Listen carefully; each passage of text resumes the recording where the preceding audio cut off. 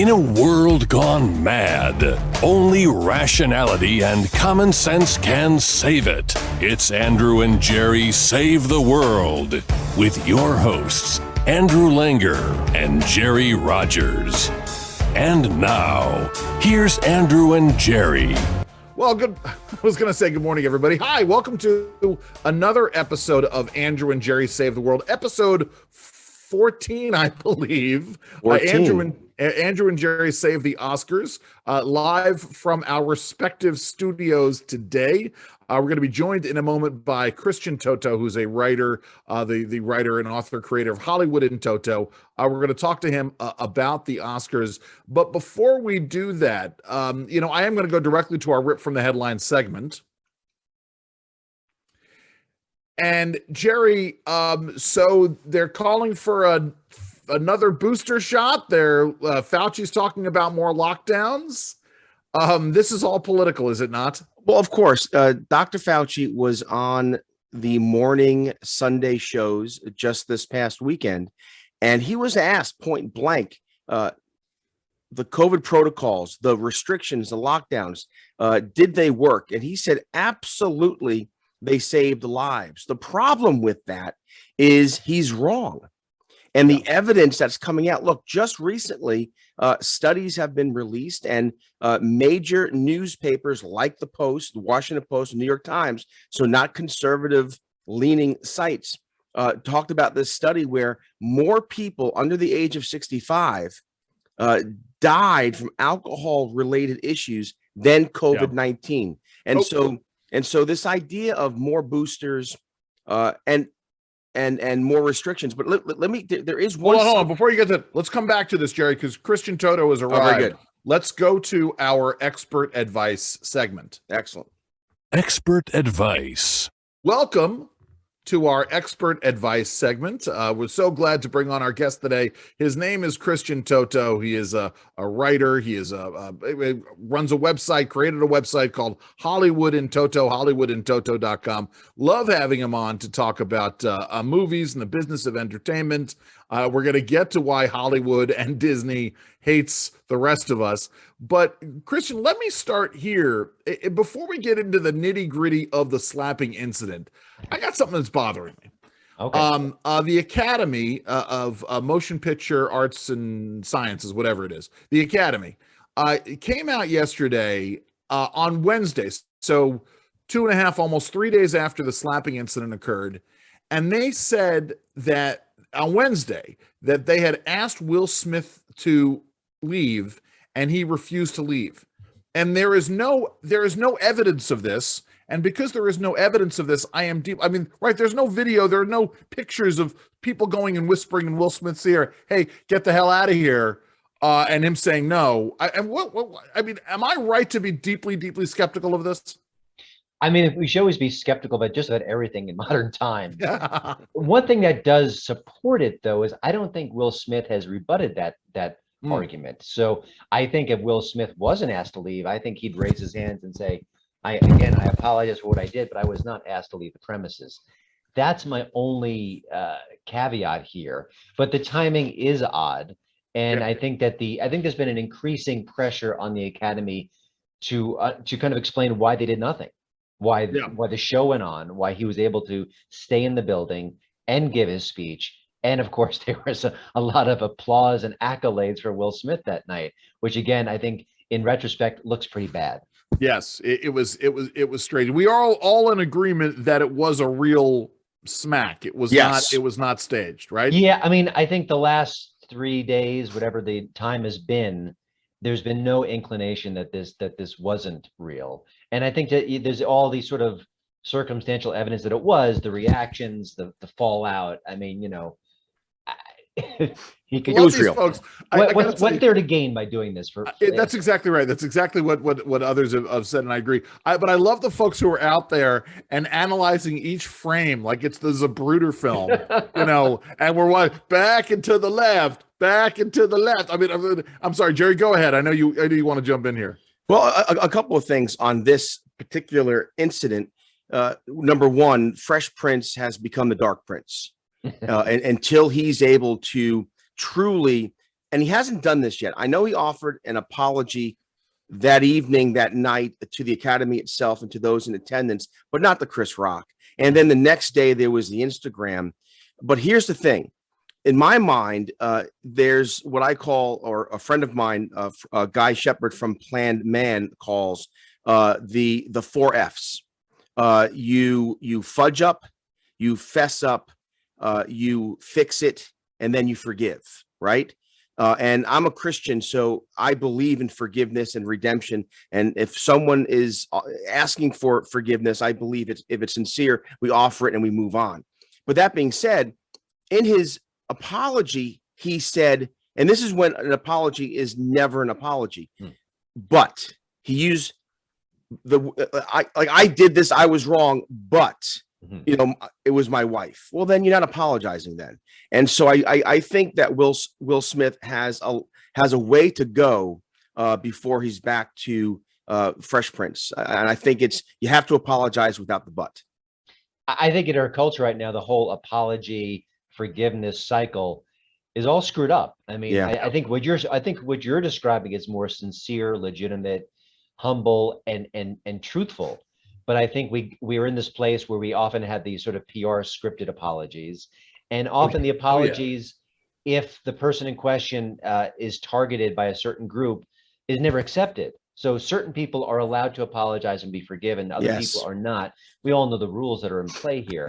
So that just makes it harder. And we need to be a culture where when you do make a mistake and you do honestly say, please forgive me, and you try to make restitution, where there can be space for you to come back and be forgiven. And I think in many ways there isn't. Just a quick example, Morgan Wallen used the N-word in private, not against a person of color.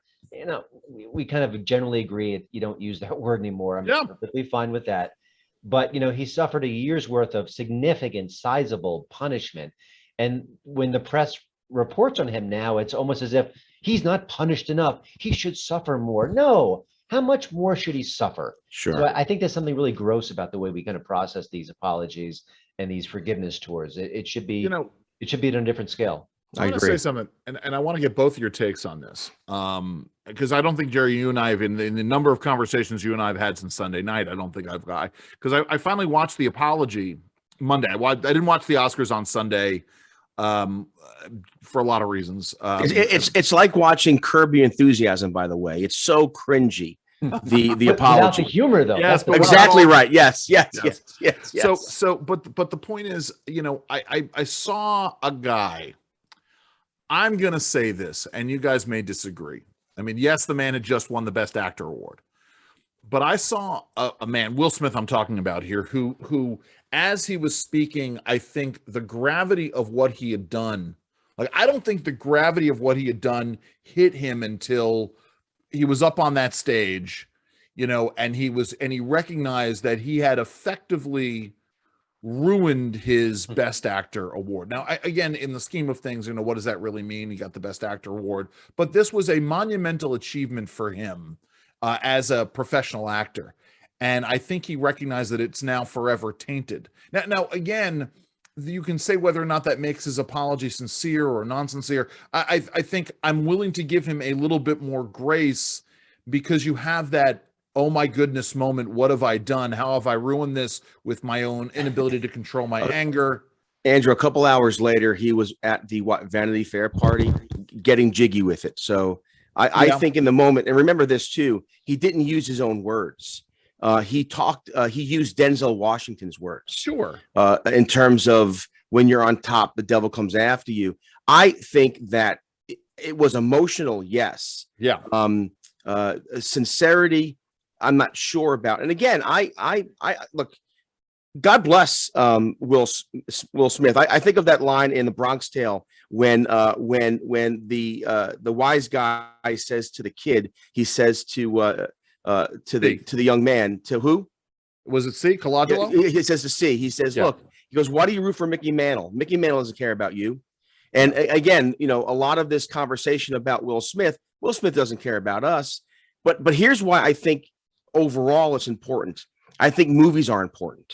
Yes. I think, and again, and we'll get to this later, but I think there are movies that teach lessons and virtues. And I'm trying to even make a list now for my son. I have 5 children. My youngest is a son. I want him to watch certain movies like Darkest Hour, like Dunkirk, you name a John Wayne movie, because there are virtues.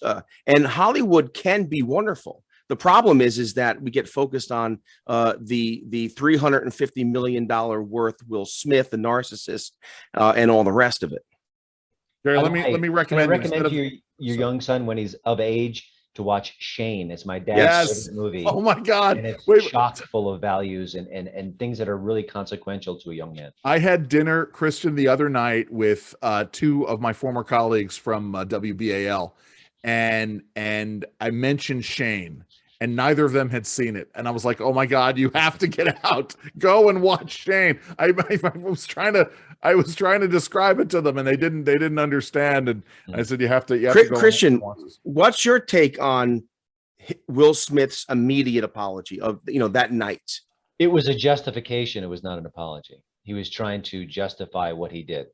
Sure. And it was interesting because he was channeling both Richard Williams, the character he plays, and the movie itself, King Richard, in doing so, which I thought was on some level kind of genius. I mean, not in a good way, but like No, I get it. Sort of saying, well, this was tying into my movie. And actors do that all the time when they go on publicity tours and they give interviews. They often weave in the movie they're working on at the time into their conversation. It's normal. It's sort of second nature, probably. So, but then again, I mean, actors are not. I'm sorry, but right, most actors are not whole people. I mean, some of them are, but they are inhabiting roles, and so this idea of actors being like the rest of us, especially the great actors who are out there, they tend not to be whole people outside of the roles they inhabit. At least that's been my experience. I don't know. I mean, listen, I think that they can be very tortured souls. Yes. I think that Will Smith looks like he's in trouble emotionally. Yeah. He didn't look like a well man. Listen, Jerry and I have had that conversation quite a bit over the last couple of days over what's sort of the demons that Will Smith is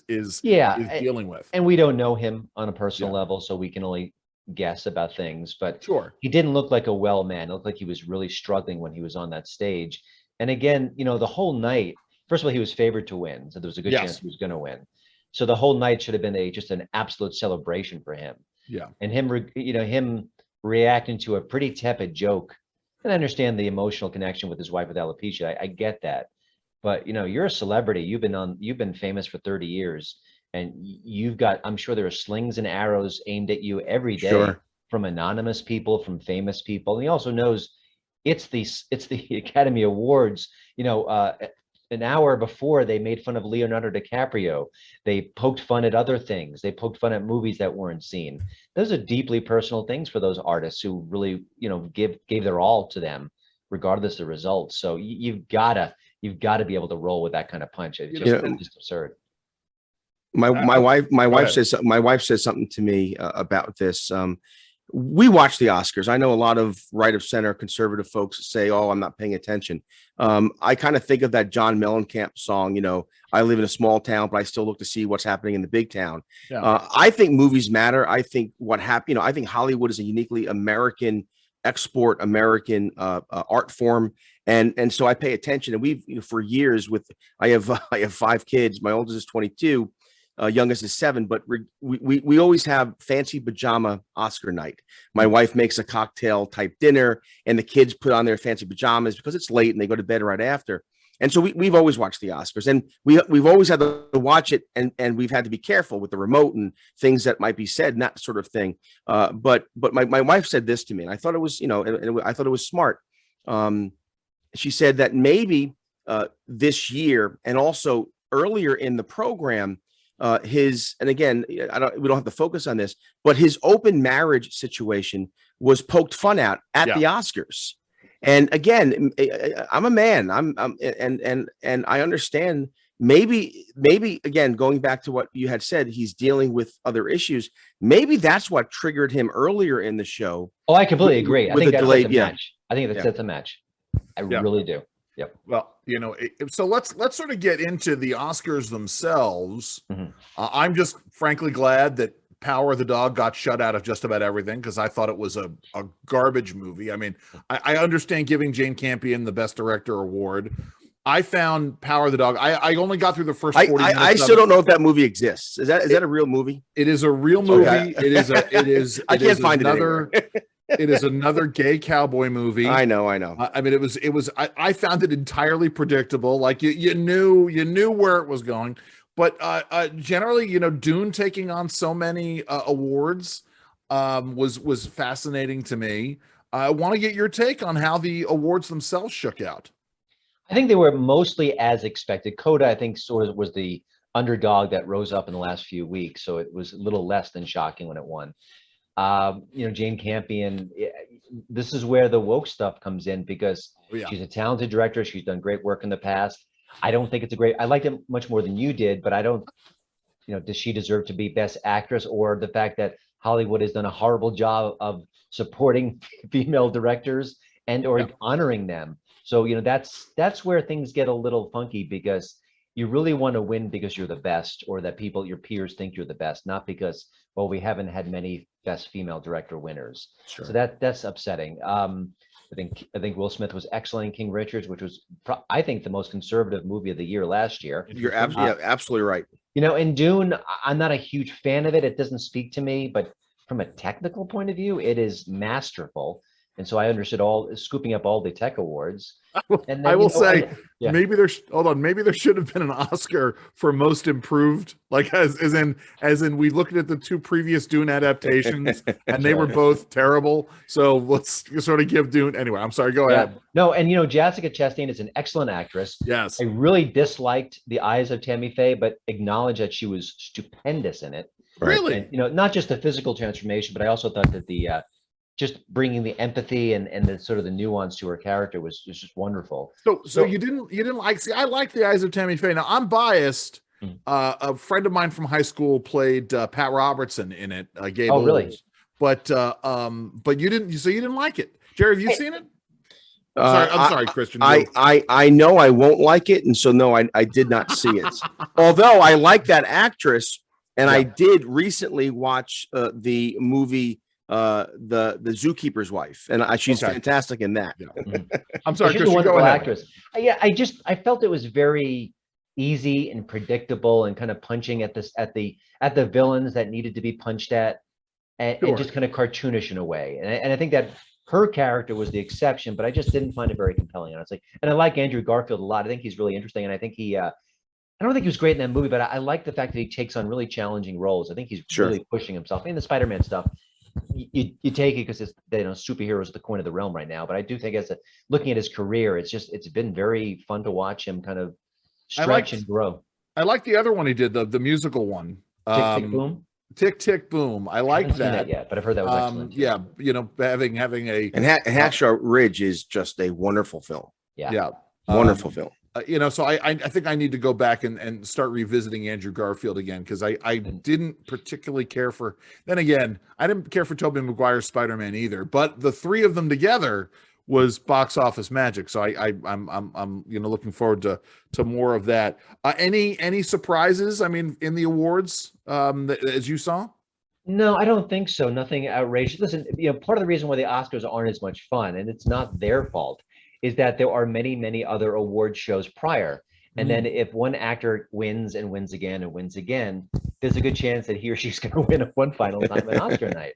So, I think there's a little bit of predictability built into the machine now that, again, can't be blamed on the Academy, but it just is what it is. So that's why the show itself needs to be more lively and needs to be funnier and needs to be more engaging. And as horrible as the slap was, it made the show interesting. I mean, to me, it's a dull presentation. I said, if they can guarantee that someone gets hit every year, I'm tuning in. Yeah, but it's live TV. Yeah. So if you kind of maybe push in that direction and be a little edgier, be a little bit more, I don't want to say confrontational, but maybe make room for those moments. And that's one of the reasons why you need a host who's a comedian, because Amy Schumer was mediocre at best, but when she later said, what did I miss?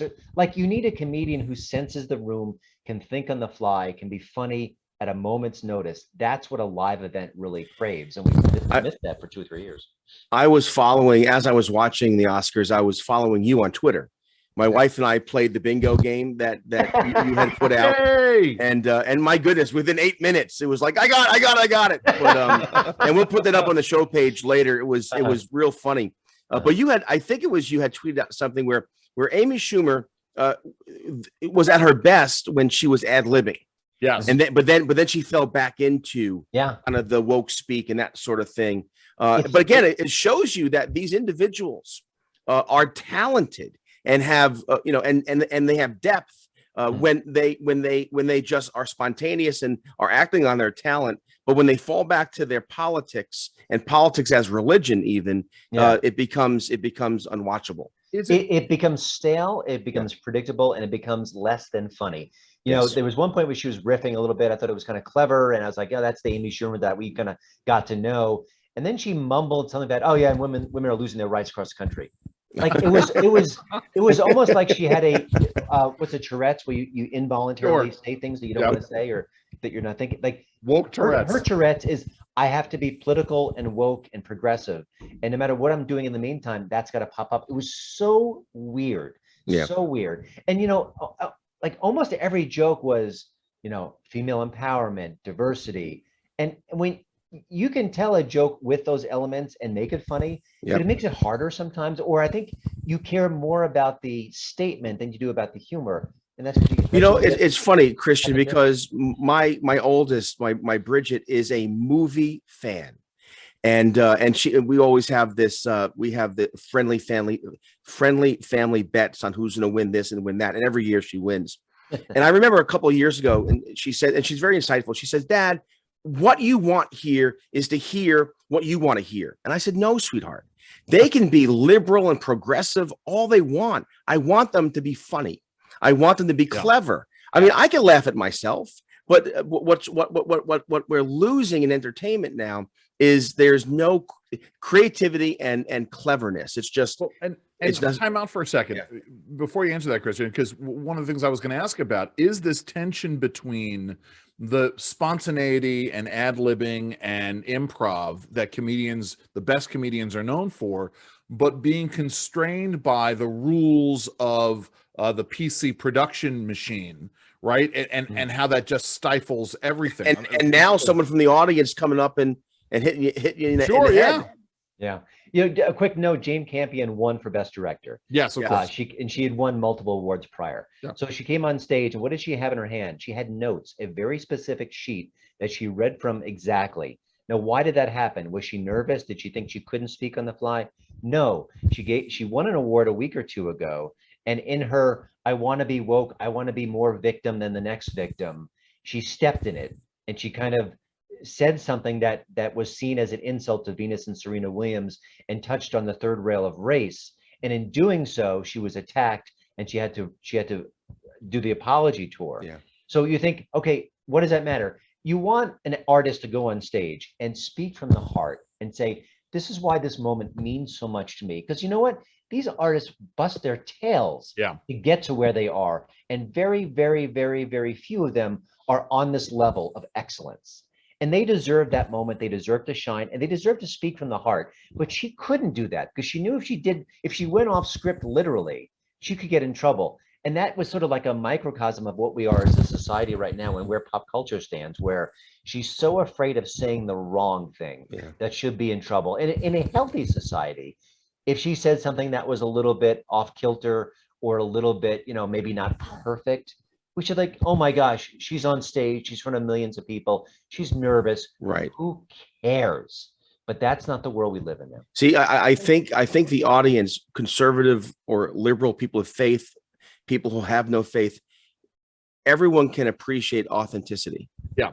And that's what's lacking of late. There's, again, Andrew, you're leading this, but I am very curious about Christian's thoughts. Christopher Rufo from the Manhattan Institute had a real good pieces of late about Disney, this leaked video. Wait, before we get to Disney. Yeah. I'm sorry, because I don't want to leave the Oscars quite yet, Jerry. I'm sorry. There was a weird off moment and I want to get your take on this. Jerry, I want to get your take on this too. One of the other hosts, name now escapes me, the one who wasn't Wanda Sykes and Amy Schumer. Regina Hall. Regina Hall. Regina Hall did this pantomime thing about bringing all the hot men up to the stage and then bringing them backstage and stripping them down. And including, she invited Will Smith. Because of his marriage situation. Yeah.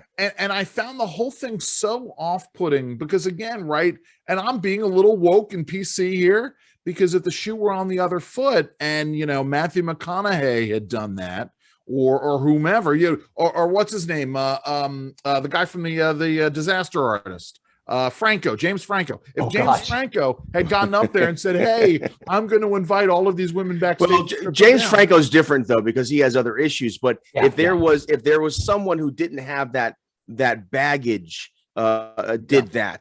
Go ahead. No, go ahead, Christian. I want to get your. I mean. So my immediate thought was, if the roles are reversed, the sexes are reversed, this would be an outrage. This would make the slap seem modest in comparison. Yes. Also, I don't care if an attractive actress like Regina Hall wants to bring up the attractive actors and make a joke of it. I have no problem with that. I think my secondary thought was it was a weak joke that they stretched beyond. I know. Compare. Like the initial joke is kind of funny and cute. Yes. Like, okay. Here, good-looking Hollywood guys come on stage. No problem with that. It just it felt like a strained bit among many strained bits. And the two presenters were uncomfortable. Oh, well, first of all, she practically gave them a cavity search. Yes, it wasn't just a comic. I'm going to pat down your leg. She was going for it. Yes, was wildly uncomfortable. That was wildly uncomfortable. Woke or not woke, I'm like, oh my gosh, I know that they agreed to this bit, but I don't think they agreed to have turn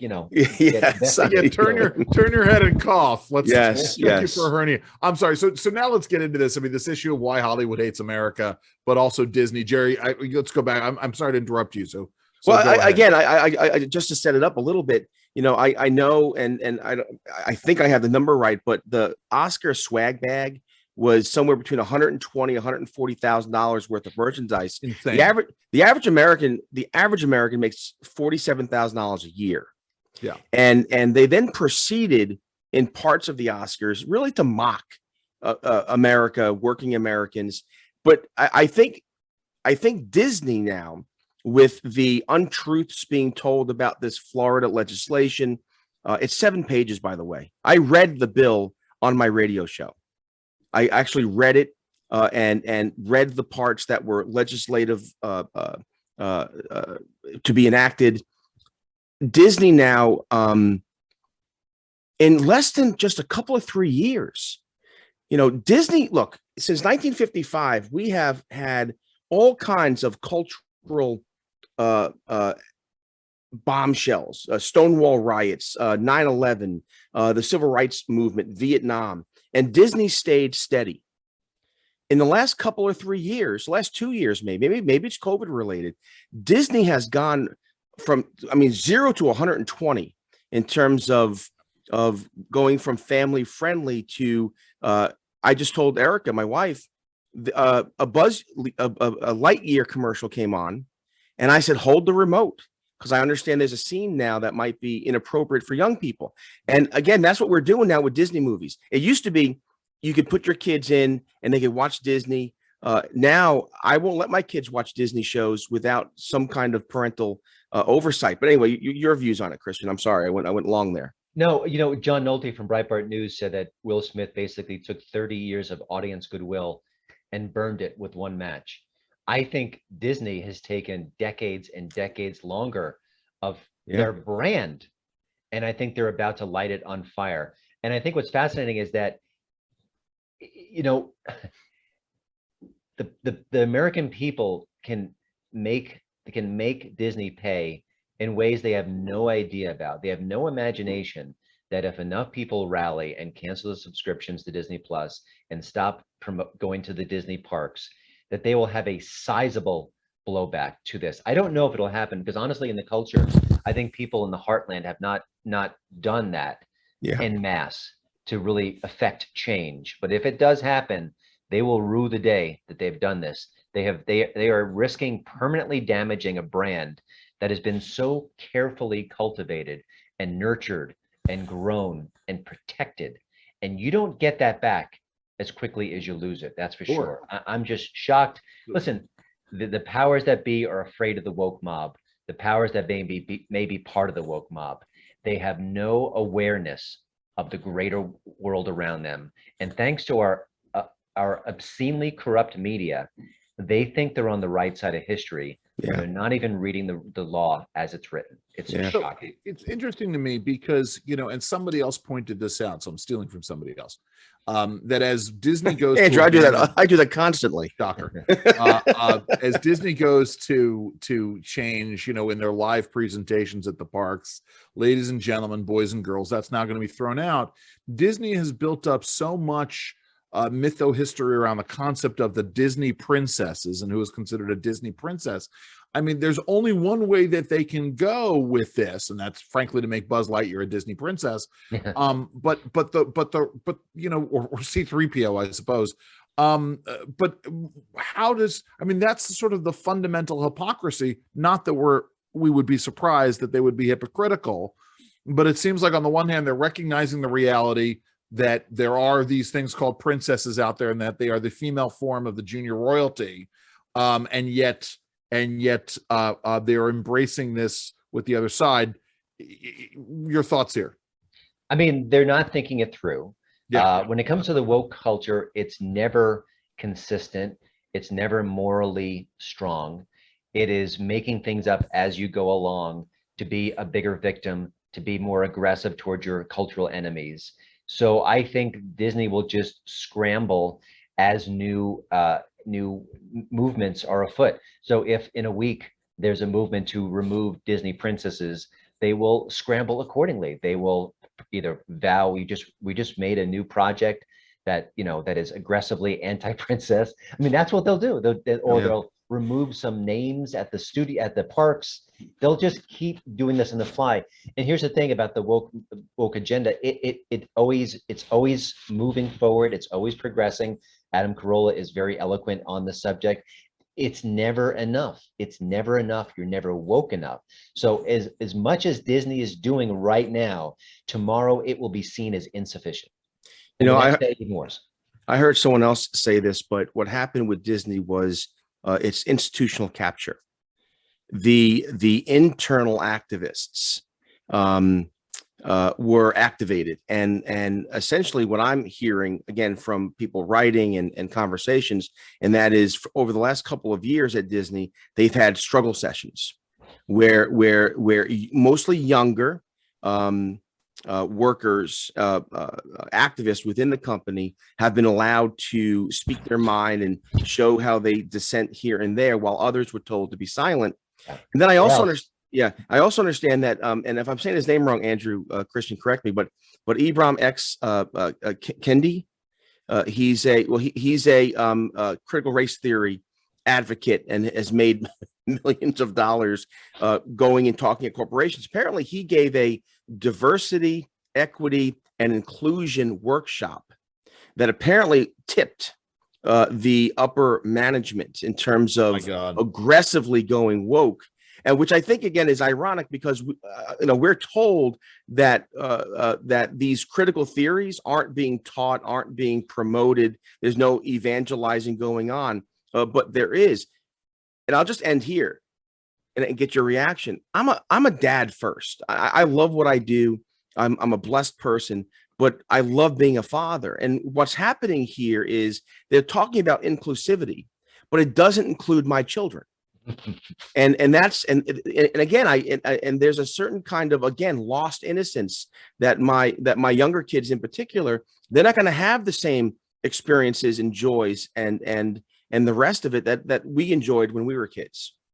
Here's the thing. I'm 53 years old. I'm struggling to comprehend, process non-binary, trans. I don't do it with any malice. Sure. These are newer cultural trends that I'm trying to process. So if I'm 53 and I'm a reasonably bright person and I'm going through this and trying to figure out things and trying to be as empathetic as possible, what about a 6-year-old? Do you think he or she is really ready to process this? Absolutely. It's really bizarre. And by the way, a week ago, there was a story where a whole bunch of non-woke Disney employees kind of spoke out in as gentle a way as possible, saying that we're being called bigots, we're being treated badly, we're being just being abused and ignored and mocked. Do they count? Why Right. don't they count? Yeah. Why don't they count? It's outrageous. And the media didn't pick it up. I covered it. A few other outlets covered it. Why don't those people and their voices count? Again, they're not being vicious or mean or outrageous. They shared lots of love for Disney and the craft and the work they do and the legacy. But they said, stop calling us bigots and stop treating this as a political enterprise. Because if I'm Fred Smith and I work at a tire shop, do I have to bully the owner of the tire shop to follow my exact worldview and my political beliefs? No, I work at a tire shop and I do my job and I pick my paycheck. And if I don't like what the tire shop is doing politically, I have every right to quit. But why would I even think I had the power to bully them? It is so bizarre in our culture. This woke mob has all the cultural power, every bit of it. And the rest of us have nothing.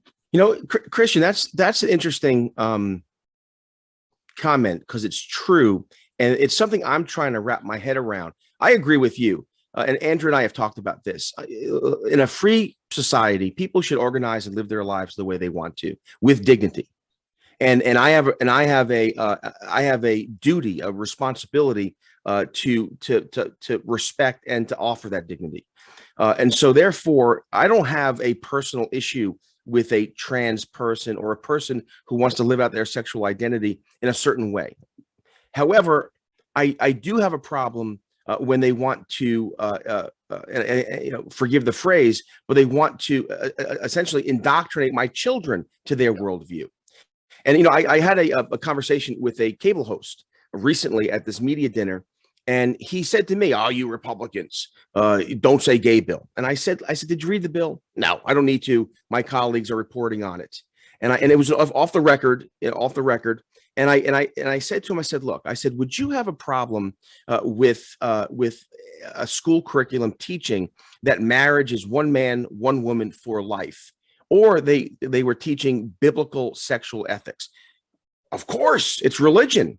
I said, "Well, in a sense, identity politics is religion, and so why don't we just agree in the public school setting, or even in the corporate setting, we'll leave religion out of it." And again, I'm trying to wrap my head around why. I'm going to have lunch later with a pastor, actually, who I'm going to talk to and have some questions about podcasting and him coming on and doing some stuff. I'm going to ask him, where's the church been on this issue? The broad church. I don't mean the Catholic Church or a mainline Protestant church. I mean just broadly, where's the church been to, again, offer wisdom and offer insight and love? There seems to be a one-sided fight here, and I'm not even sure who the other side is. Well, and let me add something here, which is, so there was a discussion on Twitter about all of this, and there was a video that came out. Some kindergarten teacher was saying, "Well, if I'm going kayaking this weekend with my partner, how can I not? I want to be able to talk about this with my class, with my kids." He said, "My kids, with my kids." And somebody, first of all, besides the fact that he could still talk about it given the confines of what the bill says, but a conservative, happens to be a lesbian activist, said, "You know something?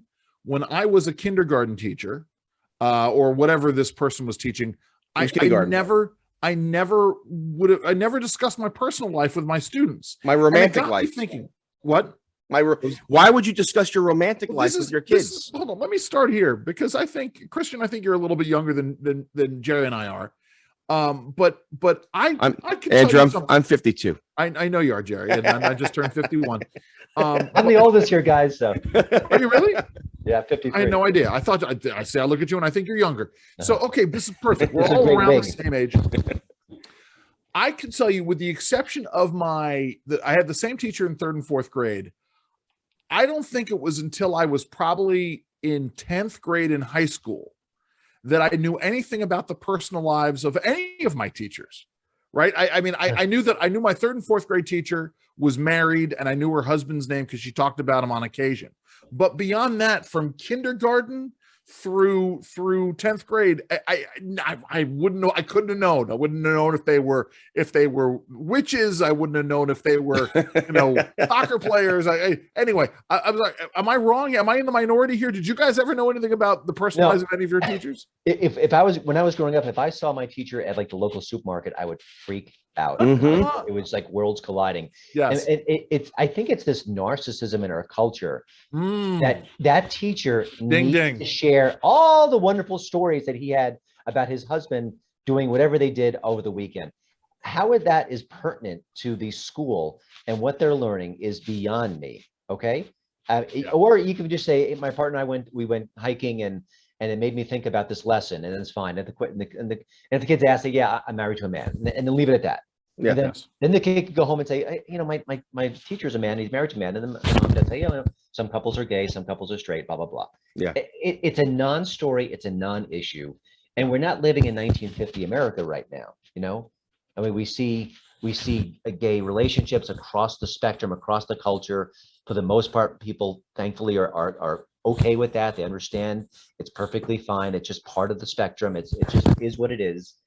But this narcissism, you're going to teach my kids, and I'm going to indoctrinate them and make a LGBTQ flag. It is all narcissism. If you haven't listened to Dr. Drew Pinsky and Adam Carolla talk about narcissism, you really should, because it really explains so much of our culture right now. It's rather scary. I think we should go back, Jerry, and try to get Dr. Drew. I've been trying to get him for a while. Just real quick too, Christian, on this issue, because I agree.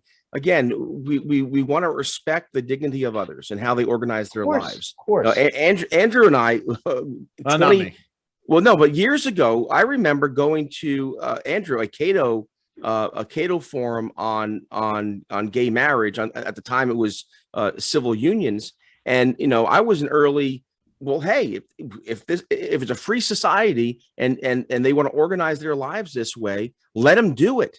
My issue has always been, again, that's your religiosity. Live your life the way you want to, but don't force me into it. So going back to what I asked earlier, there doesn't seem to be a well organized or even well thought out opposition to this. It's why not? Why isn't there more pushback in terms of live your life, but don't proselytize, don't indoctrinate? I think what's going on right now is that for many people in America, they already have a religion, and for many people it's Christian based, and so they don't feel the need to be an activist in their life. And I think there are people on the far left who don't have religion. This is their religion. Amen. And their activism is their sense of being. Sure. And I think that a lot of people on the right, in the heartland, faith-based, whatever you want to I think we've been caught flat-footed by staying on the sidelines, by staying silent, by just living our lives, not realizing there's been this movement afoot for decades to change everything about our culture. And now we're waking up, and people like Christopher Rufo, who's just been he's fantastic hero. Yes, are waking people up. Now, ordinary people who would never be running for school board are running for school board and speaking out and doing things. But here's the dirty little secret.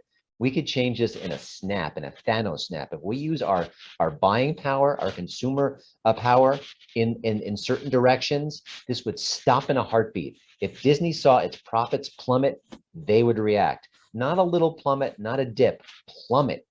If that happens, and that's why, hold on, Jerry.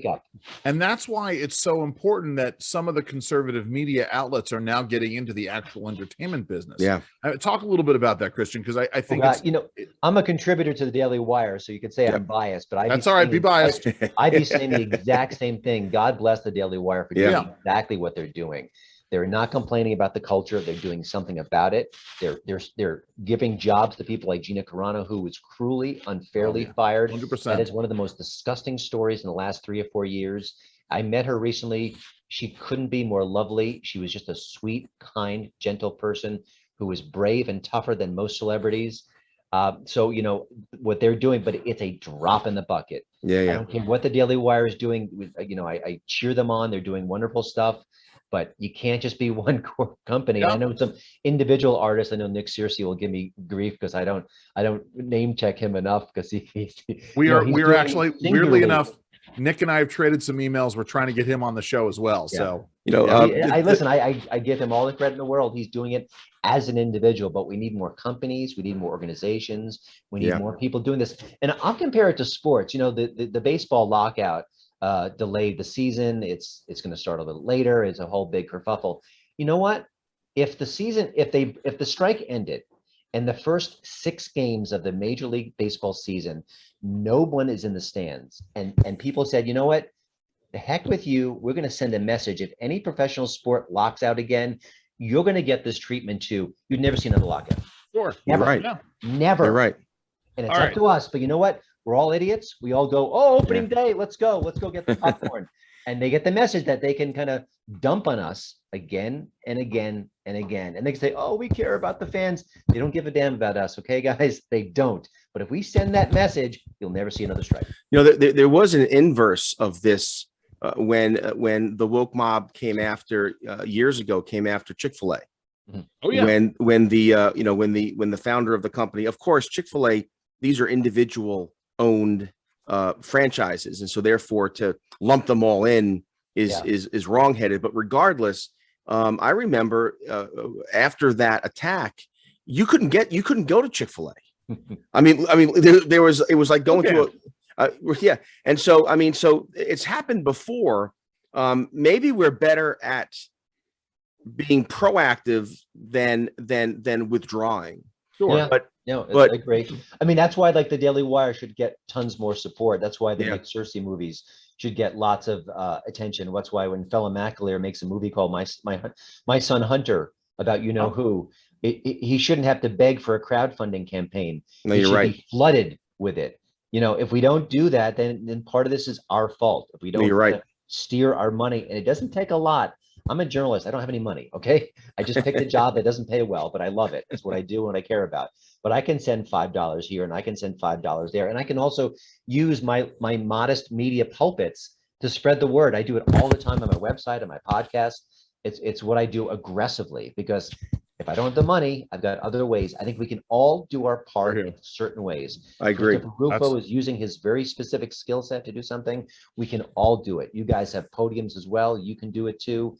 It doesn't always take money. If everyone kicked in $5 for that movie project, My Son Hunter, it would be flush with cash and no one would be going to the poorhouse because of it. No, you're right. Listen, I would have Phelan McAleer on just to listen to him talk, because I love hearing him speak. Well, his wife is even better. Ann McElhaney is just Ann's great as well. Amazing. So Absolutely. Andrew, I'm sorry, just as a word of encouragement to our listeners, because I think what you just said is very, very important. And I remember years ago, I worked on the Hill and I went to this political organizing events, and there was all the big muckety mucks at the time. And I remember this one candidate, he said that he had raised something like $8 million, but the average donation was $2 and change. Yeah. And that was years ago. Newt Gingrich hosted it. That's how long ago this was. Wow. And so my point is that you're absolutely right. You don't have to give a $10,000 grant, but it can be $5, and it makes a huge difference. And I think, Andrew, I'm encouraged here. I think when I'm on the air at WBAL, when we're doing our podcasting, I think we need to encourage people to find the Daily Wire or some of these others who are doing good work. And we need to promote, we have to invest in these things. Christian, we're going to ask you to connect us with somebody over at the Daily Wire as well to talk about this. We're going to get Nick Searcy on and have him I can help you about this. Yeah. So listen, before we let you go, because you've given us much more time than we had anticipated. Yes, thank you. And it's great. But we would be remiss, because we're talking movies and we're talking to Christian Toto, who again is the founder and writer at HollywoodandToto.com. This is the 50th anniversary of the release of the greatest film ever made, The Godfather. Not Moonstruck. Not Moonstruck. No, I like Moonstruck fine. I know. I love Moon. I'm joking. Somebody tell a joke. A couple of words about The Godfather. There's this new series that I think is going to be streaming on Hulu about the making of The Godfather. Weirdly enough, the connection with the libertarian movement, Al Ruddy was the holder of the right to Atlas Shrugged and helped get that movie made, which is really kind of strange.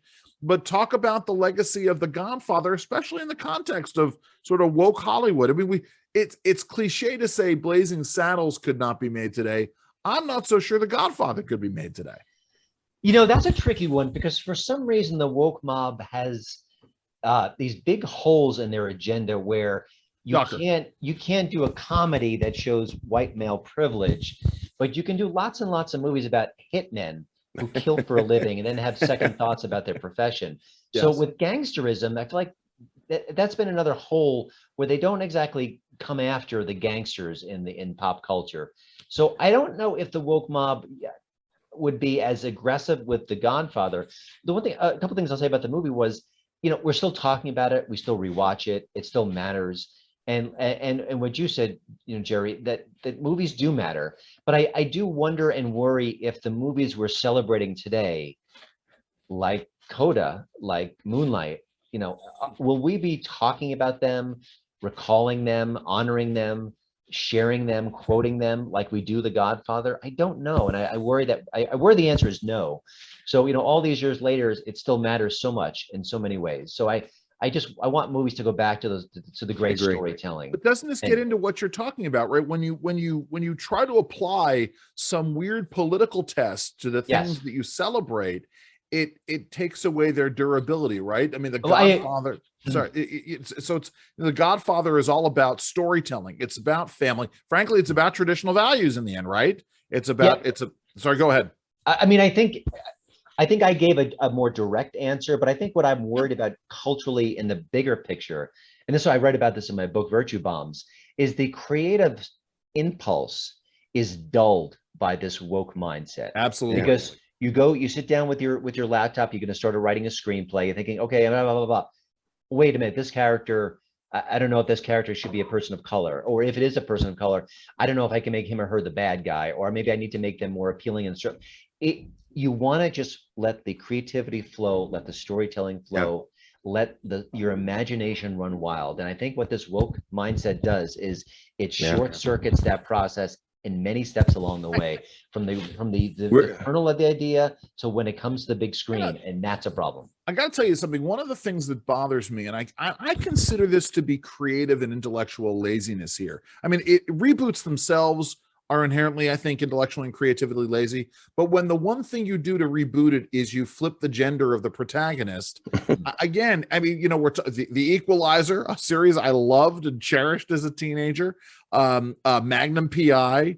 I'm going to say this. I'm a huge fan of Stephen Sondheim flipping the cast of Company in that way. It's like, it's a cop-out. It's like, okay. I mean, I was genuinely surprised that Steven Spielberg didn't do this in his remake of West Side Story. But then again, right. And again, I have a connection to Rita Moreno. You know, I'm not gonna crap on Rita Moreno's performance. It was brilliant. It was wonderful. I was glad she was in the movie. That may have been more creative, making the character of Doc or Doc's wife a woman. That was a good way to do it. But beyond this, I mean, right? Am I right? This is just an intellectual cop-out? Yeah, it's an easy pass. It's also a shortcut to, well, we could reboot it, but how do we do a gender flip? Like, it makes it seem fresh on the surface, but there really is no reason for it. Now, just one example, I didn't see the movie, but there was What Women Want was a comedy from maybe 2000 with Mel Gibson. Mel Gibson, Helen Hunt. And they flipped that to What Men Want with Taraji P. Henson. Now, I think it got bad reviews. I don't think it did very well at the box office, but at least that was there was something inspirational about that. Well, if you're looking into the female mind, sure, you know, we can flip the script. So that at least made sense. Really, don't we all know what men want? I mean, really, I want. It's certainly less of a mystery. Comfy pants, greasy food. You can go on from there. But at least there was something you could bite onto there that made sense. But otherwise, it is kind of a Christian. Before we let you go, and again, I don't know why, but I was struck by this yesterday. And I prayed for him and his family. Oh, but yes, the of course. very sad news about Bruce Willis. Amen. Yeah, I mean, comment? there's Yeah. been whispers about this, that he's having early dementia. This is not early dementia. It's a different aphasia. Yeah. I'm not really super familiar with it. Sure. I'm kind of getting up to speed myself with it.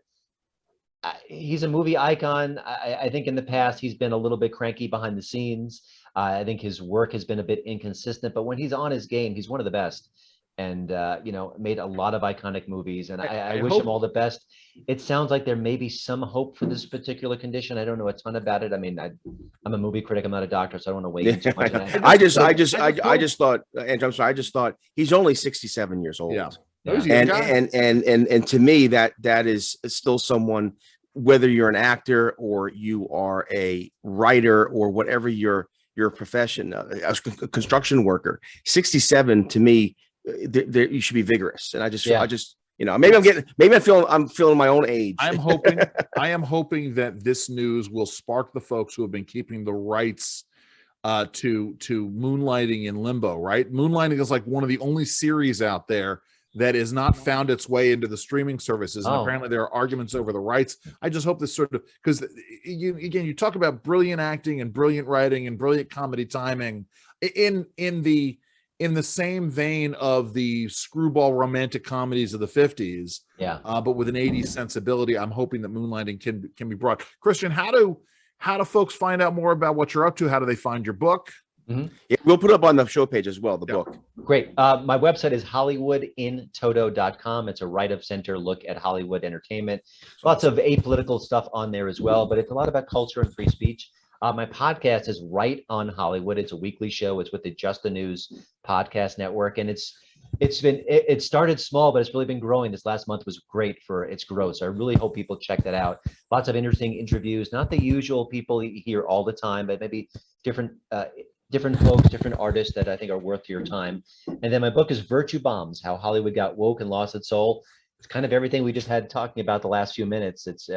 It's important. It's an entire chapter on gender flip reboots, so you'd probably enjoy that. Another chapter on Gina Carano and how she was unfairly treated. But it's sort of my, in a weird way, a love letter to Hollywood, saying, hey, get your act together. You know, we love entertainment, and your industry has gone awry. It needs to be changed. If you're ever looking for a pair of movie buffs who like to talk about these things, I know a couple of guys who would love to join you there. But also, sorry, go Chris, ahead, before I got to say this, Andrew and I got to speak for myself, but I know Andrew does. We value what you do. Yes. And we consider you a go-to source. And even when, I hope your ears are ringing, I hosted a show last night, 7 to 11 WBAL. And I spent 2 segments talking about you and your work. And gosh, so now maybe you were top of mind because you were coming on today. My point is that what you do is important, and we want to just applaud you for it. Well, thanks. You know, I mean, I try to provide a service of the half of the country that 99% of film critics ignore. There you go. Again. You know, yes. it's true. And, you know, Kyle Smith that does the same, John Nolte does yes, the same yep. You know, so there are other voices out there, and I want to promote them as well. So the Daily Wire, of course, but I think half the country deserves to have people that respect them. So Jerry, your theory about why you were thinking about talking about Christian Toto last night gets into the theory that our buddy John Justice said, which about Chris Rock. Why pull out the G.I. Jane reference? The movie was in right, because it was right. It was on cable. It happened to be on cable on Sunday during the day. Anyway, we got to let Christian go before he never comes back ever again. Thank you again, Christian. Take care. And now it's time for the bottom line. The bottom line. Jerry, it's always so much fun to talk to Christian, and I'm glad we had him on. I mean, and I'm glad we got to talk a little bit about the Daily Wire and what the Daily Wire is doing, right? Because that really is the answer. We've been saying for years that there needs to be better conservative content that's out there. Yeah. And there are folks in Hollywood or outside of Hollywood who are willing to make that. We have to support it. Go ahead. And there's a model for it. We didn't get a chance to talk to Christian about this, but Christian contemporary music is a powerhouse in terms of the industry. And there are radio stations dedicated to it. In fact, in the DMV market, the local Christian station is constantly top 5. Yeah, it's like the Latino stations as well, where they, there are these audiences that are out there. I mean, the difference, of course, is, and this gets to what you're saying, the barriers to entry were smaller for the Christian stations and Christian music, and now the ability to produce such music has been, the cost has been, so rapidly reduced, and so it can propagate. And with streaming platforms, that's exactly where the same is true. I was thinking about this. The movie Coda. Yeah. It never was released in a movie theater. No, it wasn't. That's exactly right. It was just on a platform. So we're trending this way. In fact, I read something recently about how it was a kind of an ode. We're not going to see the big movie theaters moving forward. I think we're going to see more. I think we're going to see more at-home entertainment. Well, I think that's true. Yeah. But I think, I think there will always be a place for, and I'll give you a really good example. I haven't gone to a movie and out to a movie in over 3 years. See, I have started going to the movies again, and I'll give you an example, of a movie that I will absolutely have to see on the big screen before I see it on the small screen. And that's Top Gun Maverick. The new trailer dropped for it a couple of days ago. And that, have you seen the new trailer for Top Gun Maverick? Sure. It is insane. I see no reason to see that on a big screen. No, I think you see, I see these fight scenes, these flying scenes. I remember the majesty of watching the first Top Gun in theaters. Here's why I think the trend's going to move away from movie theaters. I'll time out for a second. I agree with you. The trend is going to move away. And certainly the pandemic brought that on and centralized it. I think there will always be a place for the movie theater in a again, the trend for a smaller scale. Yeah. Because there is something to be said for seeing a movie with other people. I agree, but the challenge. Look, I think the challenge to going to see a movie, yes, COVID was a hiccup, but I think the problem is, and you and I saw this happen. The first movie I ever went to in a movie house was Murder by Death. Okay. And we went to a movie house. Yes. It was a beautiful building. You walk in, there was red carpeting. There were the seating, the chandelier. It was in the Bronx. We went to a movie theater in the Bronx. And part of being a little kid was less the movie and just the experience of it. Sure, of course. And then, of course, and you and I growing up in the late 80s and then early 90s, we went to the multiplex. Yeah. And I remember going to a multiplex to see a movie that, quite frankly, I have friends who have bigger TV screens, sure, of course, than some of those multiplexes. Yeah. And and also the experience became, it's more like, again, there was a time when you were flying, taking a trip from New York to Chicago or to LA or whatever. It was an experience to fly. Sure. Now, no leg room, they cramp you in. I think the same thing with movies. People are barefoot. We went from this experience to being packed in and it being filthy and dirty, and I don't want to touch anything, and all the rest of it. I think if movies, maybe the trend is because there's not a market any longer for multiplexes. Maybe we'll go back to the kind of the downtown theater with one big screen and having 1,000 people. It's right? Funny. It's ironic when I knew that there was the sign of the times when the Uptown Theater in DC. I know. I used to love that place. The last great movie theater with a balcony. Yes. I saw Independence Day there. I saw a host of films there. In fact, even when we lived in Virginia, it wasn't that far, but that's the only place Eric and I went to go see a movie. There you go. That's interesting. That's interesting. So it's funny because there was something else I wanted to bring up. Going to the movies, it made me lose my train of thought, Jerry. Top Gun Maverick trailer. And this is perfect. So it's interesting because we talk about the streaming services, and not that I want to give the folks at Fox any ideas, but this would be a perfect thing for Fox Nation to do. as a way of burnishing their audience. Not that they need to burnish it more. And I say this because we're now hearing that the CNN Plus service is going to be dead on arrival. They're already talking about layoffs in May.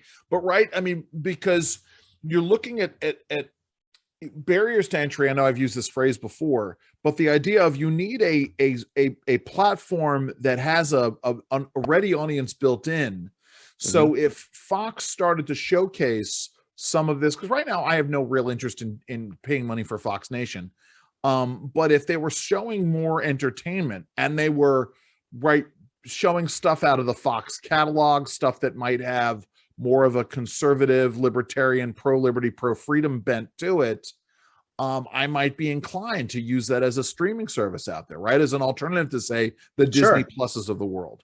Sure, but you make a very good point about the barrier to entry. I mean, the Disney theme parks and resorts.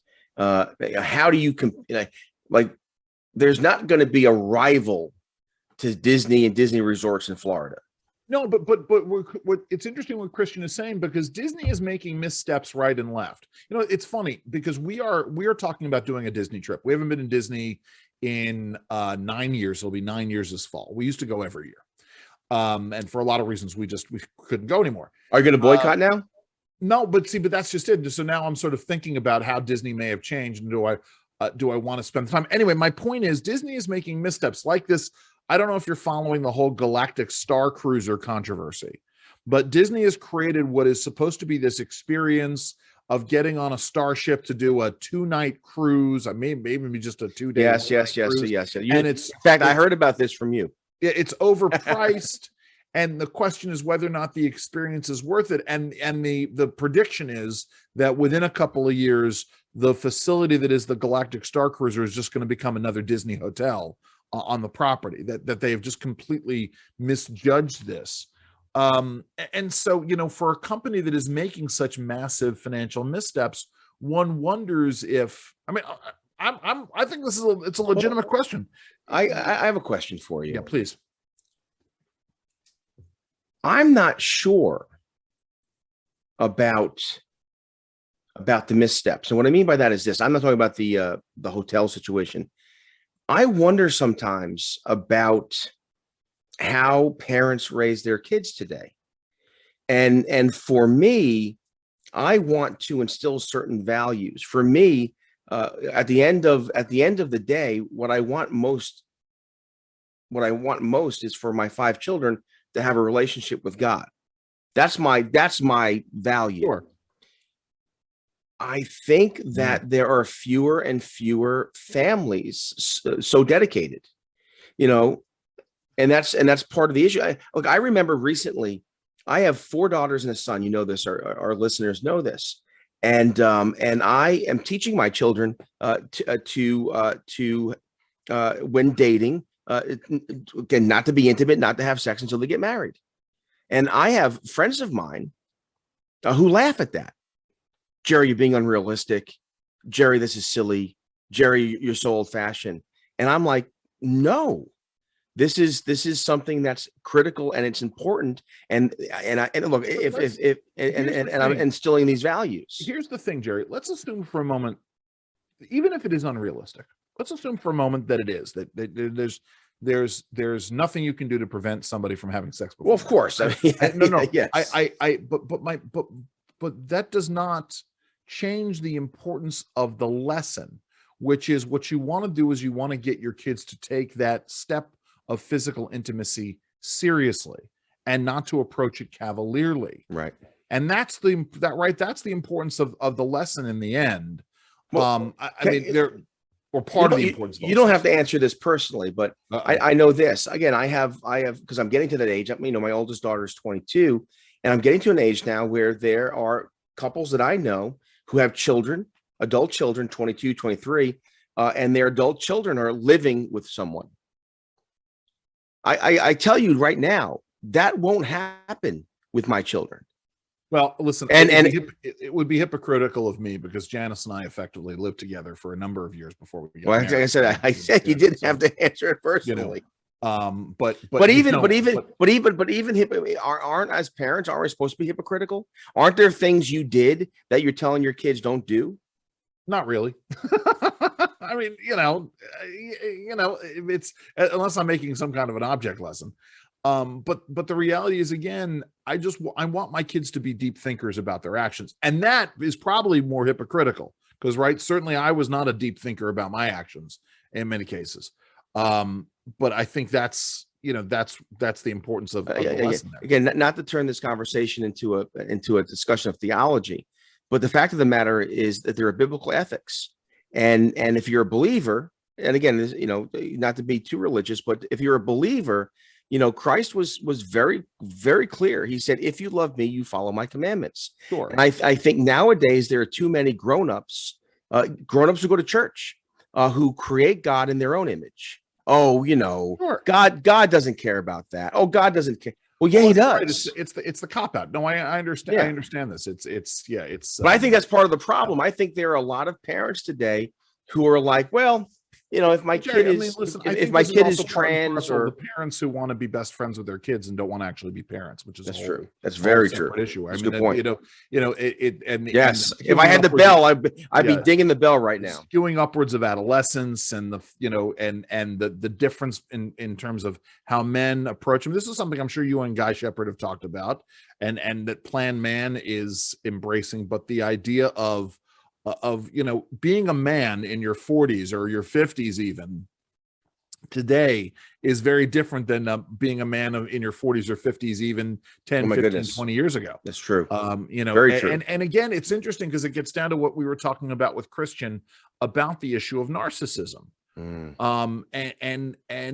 All of this is about the sort of the self-centeredness. I want to again, I'm going to go check out the podcast because my initial reaction to let's go back to where we began.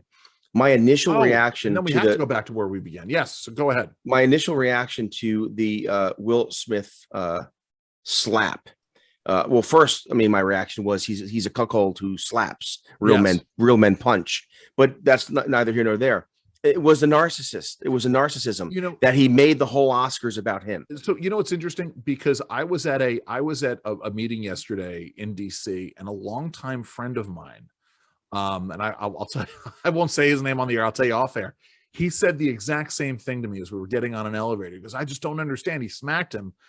I don't understand why he didn't punch him. It was like, and it came from somebody I would never have expected to have said this. Jerry, I rudely interrupted you before we brought Christian on because you were talking about the vaccine issue and the boosters and COVID-19. So I want to come back to that. Well, there's a silver lining again, just to remind our viewers. Dr. Anthony Fauci was on the Sunday shows this past week. Said that said it on Truth. Said that the lockdowns actually saved lives. Again, this is not my opinion. We know from the data, the science that's coming in, the evidence that more people will have died from the lockdowns than actually from COVID. From patient advocacy groups, physician groups, worldwide, more people will die from the lockdowns and restrictions and the lack of medical care, the shutdown of the medical industry than from COVID. By the way, South Korea has now surpassed the United States in cumulative numbers of cases, and they've had the most stringent lockdowns. Go ahead, Jerry. Wow. But anyway, but there's a silver lining to this because your question or your comment was, "Hey, another booster." Yeah. Right. But what's interesting about this is that I'm reading this differently. I'm reading it now as there's a booster available. Take it, don't take it. In other words, then we're not getting into the shaming. We're not getting into the objectifying. It's a tool in the tool belts. And sure. if you're 50 and younger, and that sort of thing. And I think if the government and public health officials offer these things up as tools for your health, I think more Americans would be receptive. I think I appreciate that silver lining. My concern, of course, is that we are moving into another election season. Yes. They're looking so you're smarter than me. Yes. No. Listen, I appreciate what you're saying. I'm a despairing optimist. I think you're right. Well, listen, in full disclosure, as we're recording this, I just got through I just got through an interview on Newsmax. My old friend Matt Keelan was also on with me, and I think he was also talking about similar silver linings. I am cynical because we've been here before. Fauci has been silent for a while. Now he's starting to pop up again. But we're talking about money. We're talking about money to states and individuals. At the same time, they want to give money for gas to people. Something that you raised weeks and weeks ago, yes, with John, but also on our podcast about this idea of a gas rebate. And here we are. They're floating. But that was, and again, that was John Justice's idea too. But the point is, right, the other part of this is, right, if they can convince people to get locked down again, the demand for gas is going to go down, the price is going to come down. I mean, it's all of, listen, I'm normally not this cynical, but I am certainly watching this stuff with that in mind. And then, of course, there's the abject cronyism, which is to say the billions of dollars that the big pharma. I was going to say big pharma. I was just going to say the vaccine manufacturers were getting. Well, you know, I'm a defender of the innovative companies. However, how pharma has behaved in terms of forcing and objectifying and shaming with the vaccines, I think is a big black eye for the industry. Hey, so listen, because we are running up on time here. Sure. There are two things. I want to send out prayers. I'm going to say this. We know that Anthony McCarthy, our friend from formerly from the NPR station in Baltimore, he publicly said that he's had a stroke. I don't know how major or minor it is. So we're wishing him a speedy recovery. I won't get into the details. I know our good friend Tori Snow has been under the weather. To coin a phrase, prayers to him for a speedy recovery as well. Jerry, you are in tomorrow for Tori, are you not? Well, I am in tomorrow for Tori, Friday on WBAL, and of course I'm in Sunday for the Jerry Rogers Show. Yeah, it should be a good show on Sunday. By the way, I want to thank the folks at Notre Dame of Maryland for inviting me up with a great panel. A number of folks showed up, a number of listeners showed up. So thank you very much for that. I will be. And the great thing is that my travel schedule is much different than I thought it was going to be next week. So we'll come back next week with another episode of Andrew and Jerry Save the World. I know Jerry wants you to plant your feet, don't you, Jerry? Plant your feet. Find the truth first. Plant your feet. Stand firm. Have a great week, everybody. Have fun and stay safe.